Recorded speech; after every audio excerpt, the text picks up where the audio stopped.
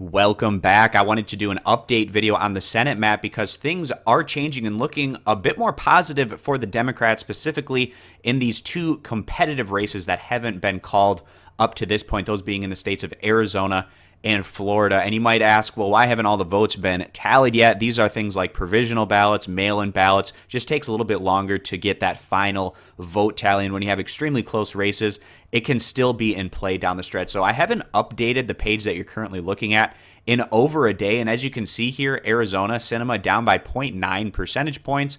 And over in Florida, you have Bill Nelson down by about 0.4 percentage points. So I'm going to update the page here and show you the difference that we have about a day later.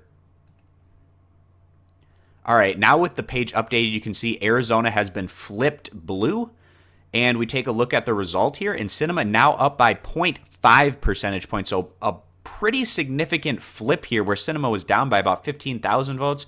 Now she's up by 9,000 votes and still with more votes coming in that are looking like they're more likely to be Democratic votes than Republican votes. So the Arizona Senate seat is all of a sudden starting to look really positive for the Democrats. And then taking a look over at Florida, and Bill Nelson has been able to reduce that gap down to about 15,000 votes or 0.2 percentage points. Initially, Nelson was down by about 60,000 votes. The last update that I had, he was more so down by, I believe it was about 45,000 votes or so, and now it's in that 15,000 vote range, and they're still counting these votes, and it's not without out of the realm of possibility that Nelson could maybe come from behind here in the end once they get that final tally and overtake Scott.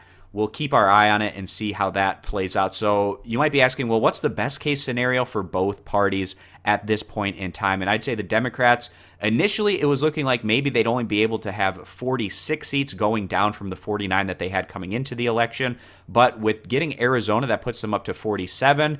If they take Florida and Nelson's able to get past Scott, that gets them up to 48. And then the last seat you have here is in Mississippi. More likely than not, the Republicans are going to be able to take that one. Not completely out of the realm of possibility that the Democrat Mike Espy can win this one. So if they were able to take that one, that would get them up to 49, but I think that's too much of a stretch. If they were somehow able to do that, it would be 49 to 51, which is exactly what we had coming in to the election night. But again, I don't see any possibility, or more likely than not, that they're going to be able to pick up Mississippi once it goes to that extra election that they have to have, since nobody got over 50% of the original vote tally.